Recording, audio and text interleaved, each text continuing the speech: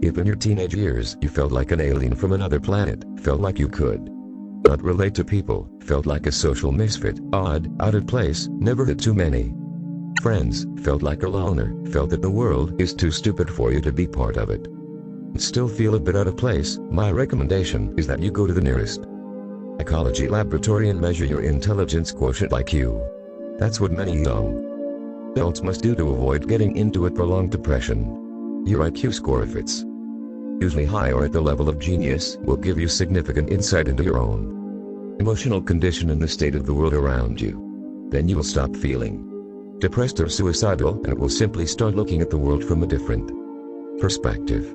You'll also find the apparent stupidity of the world around you rather amusing. Intelligence is a general cognitive ability to acquire and apply knowledge. It also refers to learning, self-awareness, creativity, and perception. Intelligence literally means to comprehend or perceive, and most Western philosophers from Thomas Hobbes to David Hume refer to intelligence as understanding. Understanding and perception are terms used by philosophers, although the concept of intelligence is considered very important in psychology. Psychologists largely agree that intelligence is the ability to understand complex ideas, to adapt to the environment, and to solve problems.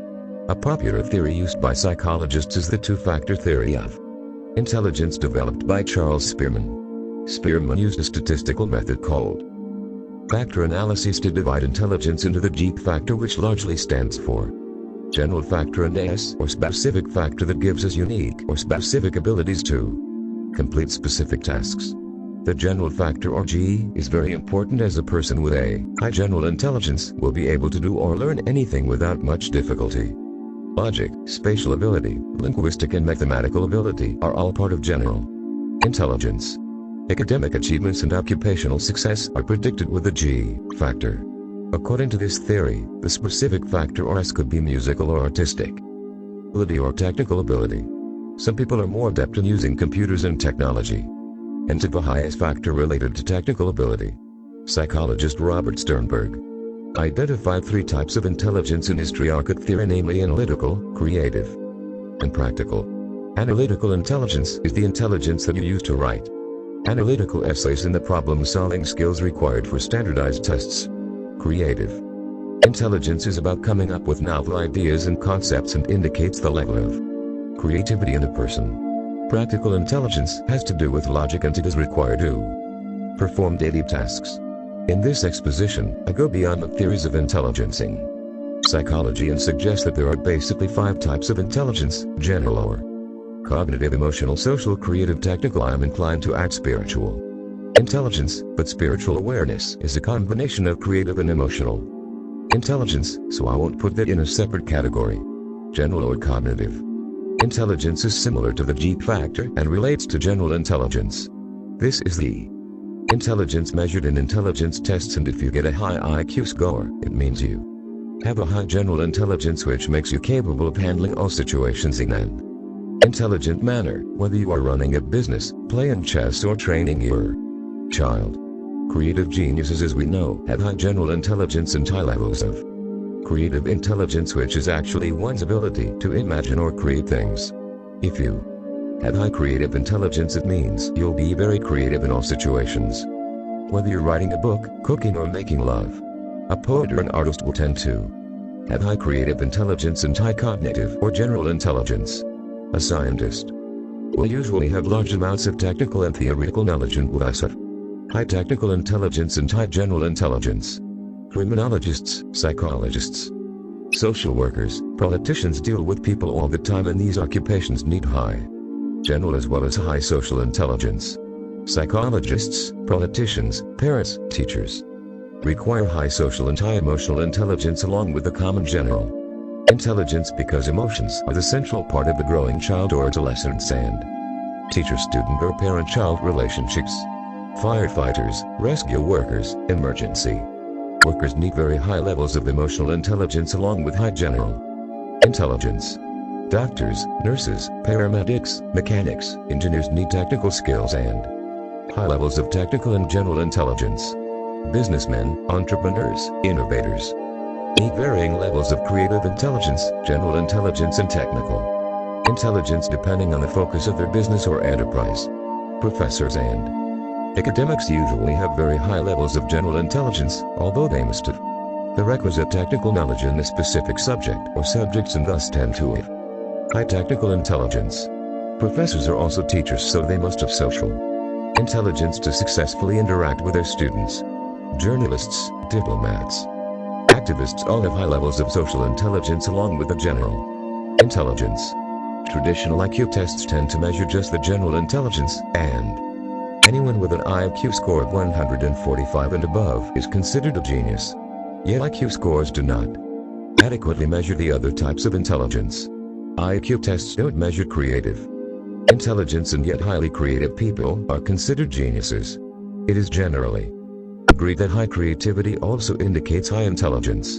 The logic is, when someone is highly intelligent and is able to manipulate several concepts, they are also able to come up with unique or creative solutions and ideas.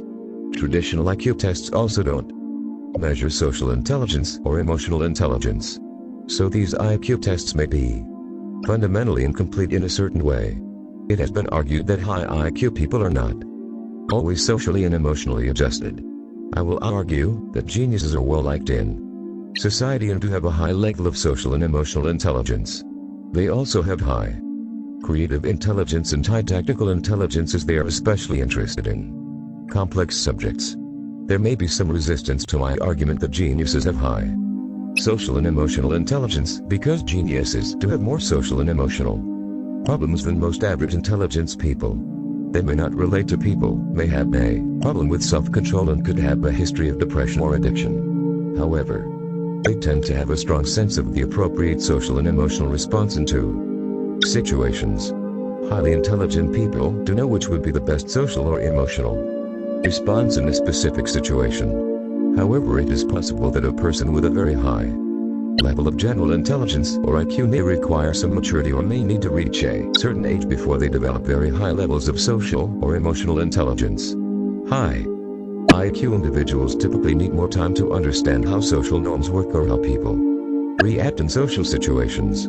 This is because geniuses or high IQ people tend to remain preoccupied with abstract concepts. They are usually not interested in interacting with people unless it's a highly abstract intellectual discussion. The apparent stupidity of the world also seems rather baffling, so they retreat into their own world.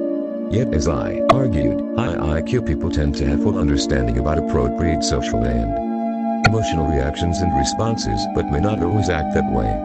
Howard Gardner, a professor and psychologist at Harvard, has recently proposed a theory of multiple intelligence. He has considered 9 types of intelligence, including linguistic, musical, and existential intelligence. I would argue that musical and existential intelligences are part of a broader creative intelligence, according to my theory. Linguistic ability is almost a technical ability, as you tend to see the connections between words and concepts quickly. Learning computer programming may be similar to learning a language, so linguistic skills are largely technical skills, and linguistic ability requires technical intelligence along with a high level of general intelligence. Gardner also proposed bodily intelligence, but I would consider that as sensitivity or sense perception rather than intelligence. Pedagogical intelligence proposed by Gardner requires social, technical, and general intelligence. So, all of Gardner's intelligence can be grouped into the 5 types of intelligence I have presented. As I already mentioned, we need to develop a comprehensive theory of intelligence, and intelligence tests must measure all 5 types of intelligence, instead of just the general intelligence that largely defines IQ. Gardner's theory of 9 types of intelligence is not a very convincing theory, despite its popularity. Developing a comprehensive intelligence test with these 5 types of intelligence will help us to understand the overall abilities of a person, and will be extremely helpful in occupational psychology, because all occupations seem to require high levels of general intelligence and 1 or 2 of the other 4 types of intelligence.